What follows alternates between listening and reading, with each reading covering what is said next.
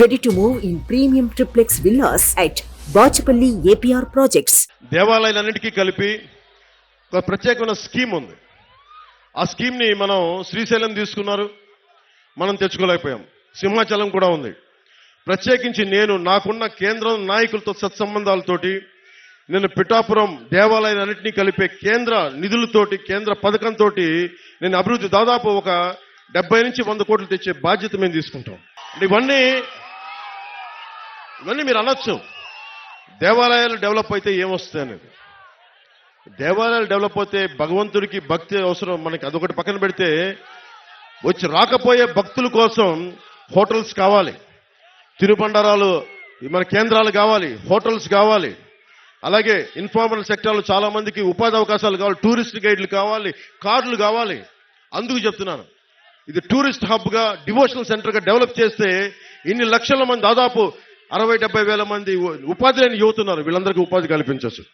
పిఠాపురాన్ని temple hub గా, national tourism destination గా ఈ రోజున మనం అయోధ్యకి ఎలా వెళ్తున్నామో, ఈ రోజున దేశం మొత్తం మనకి పీఠికాపురం, మన పిఠాపురంకి వచ్చేలాగా మనం అభివృద్ధి చేద్దాం.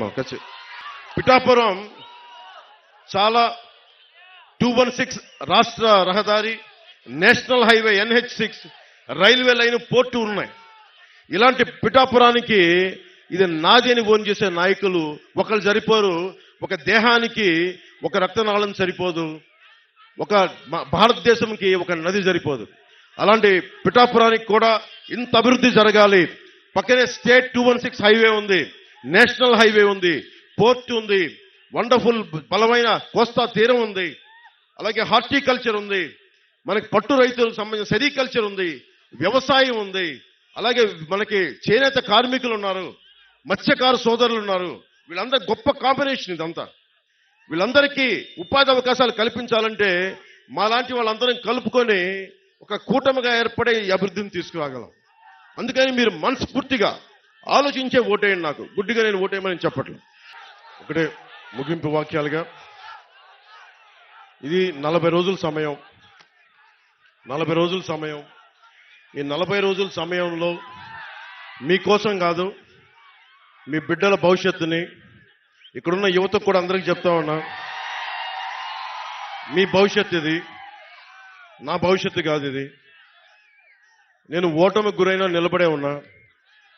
నాకు రిలీజ్ సోదరుల కష్టాలు తెలుసు, మత్స్యకారు సోదరుల కష్టాలు తెలుసు, చేనేత కార్మికుల కష్టాలు తెలుసు, రైతాంగం కష్టాలు తెలుసు. కౌలు రైతు ఏడిస్తే మీరు ఆనందంగా చూసిన సినిమాల నుంచి డబ్బులు తీసుకెళ్లి మరి కౌలు రైతులకు ఇచ్చిన వాడిని. మన రైతాంగం కోసం నేను నిలబడినా. నీరు లేకపోతే పంట రాదు. అలాంటి కాలువల ఆధునీకరణకి కూర్చొని మేమంతా కష్టపడమా? మీరు వైసీపీ వాళ్ళు వస్తే ఒకటి అడగండి, మనకి సోమరి చెరువు నుంచి మట్టి ఇష్టం వచ్చినట్టు తవ్వి వెళ్ళిపోతా ఉన్నారు. జల్లూరు, తాటిపత్రి, చేబ్రోలు చెరువుల నుంచి మట్టి మొత్తం తవ్వేశారు. పోయినసారి కూడా వచ్చినప్పుడు చెప్పారు నాకు, జల్లూరు, తాటిపత్రి, చేబ్రోలు చెరువుల్లో నుంచి మట్టి మొత్తం తవ్వేశాడు మాఫియా డాను. ఫ్రీగా తవ్వేసుకొని 6,000 రూపాయలు ట్రిప్కి దోచేస్తా ఉన్నారు. పక్క నియోజకవర్గాల నుంచి గ్రావెల్ తెచ్చుకోవాలంటే మనం వాళ్ళ కమిషన్ కట్టాల్సిన పరిస్థితి. మన మట్టేమో ఉచితంగా తీసుకెళ్లిపోతున్నారు, మనకి గ్రావెల్ కావాలంటే కమిషన్ కట్టాల్సిన పరిస్థితి. ముఖ్యంగా కొత్తపల్లి ప్రాంతానికి సంబంధించి బొండు ఇసుక చాలా విలువైంది.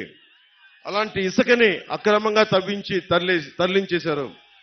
జేపీ వెంచర్స్ అనేది ఇంకో కంపెనీ కూడా ఉంది. జేపీ వెంచర్స్, ఇంకొకళ్ళు వైసీపీ కంపెనీ ఉంది, అది కూడా కాకినాడ ఎంపీగా నిలబడుతున్న వ్యక్తి కంపెనీ అనుకుంటా. అది కూడా పేరు చెప్పట్లేదు, బాధపడతారని. వాళ్ళు 20,000 క్యూబిక్ మీటర్లు రోజు చొప్పున తవ్వేశారు. దాదాపు 5 లక్షల క్యూబిక్ మీటర్ల చొప్పున రోజుకి తవ్వేశారు. అంటే ఏం జరుగుతుందో దీనివల్ల మీకు చెప్పడానికి, ఇసుక తవ్వేటప్పుడు డ్రెడ్జింగ్ మెషినరీ వాడకూడదు, చాలా నిబంధనలతోటి నియమాలతోటే తవ్వాలి. వాటిని దాటేశారు. సో వీటన్నిటిని దృష్టిలో పెట్టుకొని నష్టం మీరే పోతారు.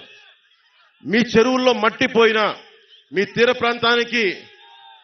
ప్రాంతానికి కోత కలిగినా, వీళ్ళు చేసే అక్రమ ఇసుక రవాణా మీ జీవితాలను ఛిద్రం చేసేస్తుంది.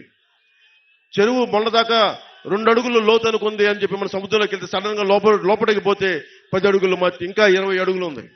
మునిగిపోయి చచ్చిపోతా ఉన్నారు ప్రజలందరూ. దీన్ని దృష్టిలో పెట్టుకోండి. ఒక్కసారి నన్ను అసెంబ్లీకి పంపించండి ఆయన, ఒక్కసారి.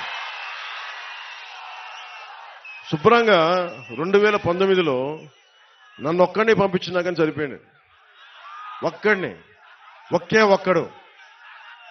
నేనేమడుగుతా అంటే, నాతో పాటు పట్టుమని ఒక 25 మంది కూడా లేరు, 21 మందిని గెలిపించండి, మా పొత్తుని గెలిపించండి, మా టీడీపీని గెలిపించండి, మా బీజేపీని గెలిపించండి, మన బీజేపీని గెలిపించండి, మన టీడీపీని గెలిపించండి, మన జనసేనని గెలిపించండి. ఎమ్మెల్యేగా గెలిచిన వెంటనే ఈ లోపలే కుదిరితే నేను ఇల్లు ఇక్కడే తీసుకుంటా, స్థలం తీసుకుంటాను ముందు.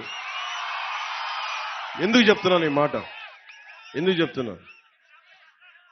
ప్రతి ఒక్కళ్ళు ఇక్కడున్న ప్రజలందరినీ, తూర్పు గోదావరి జిల్లా ప్రజలందరినీ భావోద్వేగాలతో ఆడుకున్నారు. నేను ఆడుకునే వ్యక్తిని కాదు, మీ భావోద్వేగాలను గౌరవించే వ్యక్తి. నేను నిలబడతాను ఇక్కడే. తూర్పు గోదావరి జిల్లా పిఠాపురం కేంద్రంగా చేసుకునే రాజకీయం నడుపుతాం. సుమన్ టీవీలో మీ పర్సనల్ అండ్ బిజినెస్ ప్రమోషన్స్ కోసం కింది నెంబర్కి కాంటాక్ట్ చేయండి.